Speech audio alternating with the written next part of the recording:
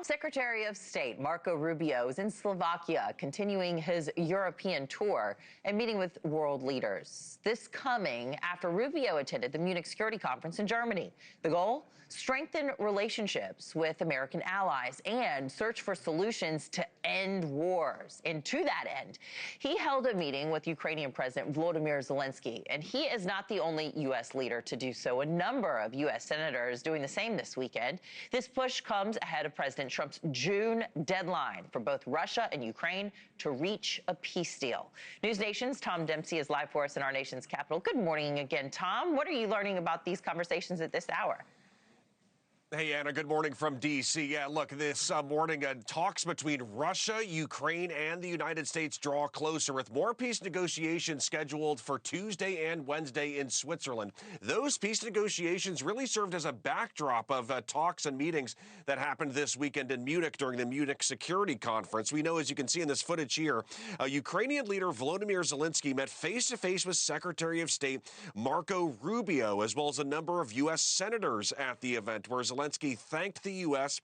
for support, but also spoke about the need for security guarantees moving forward.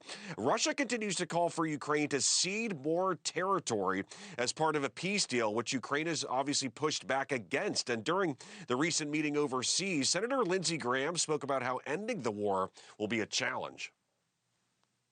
I don't think we're going to get a deal anytime soon. I think Putin is not ready to negotiate seriously. I think we made progress, but he believes he can take the Donbass over the range of time, and he's not going to stop until the pressure is more, not less.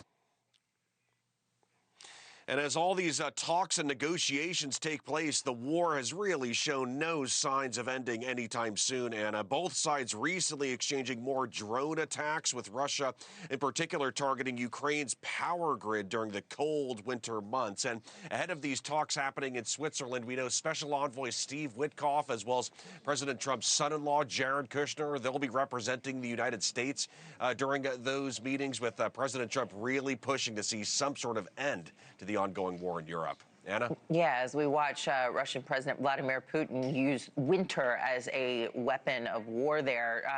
Tom, the Trump administration isn't the only one there. His members of his administration, we've got several high-profile Democrats there, too. AOC, New York Democratic Congresswoman Alexandria Ocasio-Cortez. You got California Democratic Governor Gavin Newsom, others there as well. What was their message as the 2028 political fight is really starting to shape up right now on the world stage?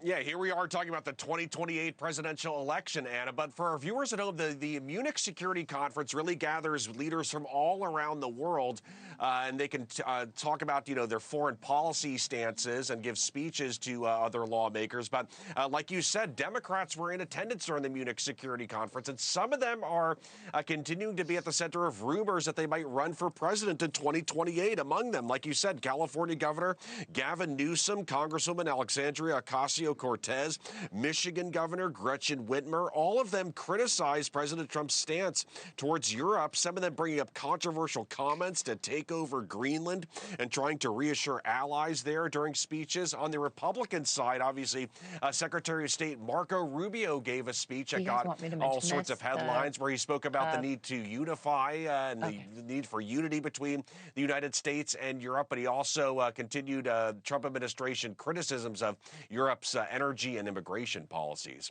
Anna? All right, NewsNation's Tom Dempsey live for us in our nation's capital. Thank you. Thank you for watching. Subscribe below and download our NewsNation app right now on your phone, and you will get fact-based, unbiased news for all Americans.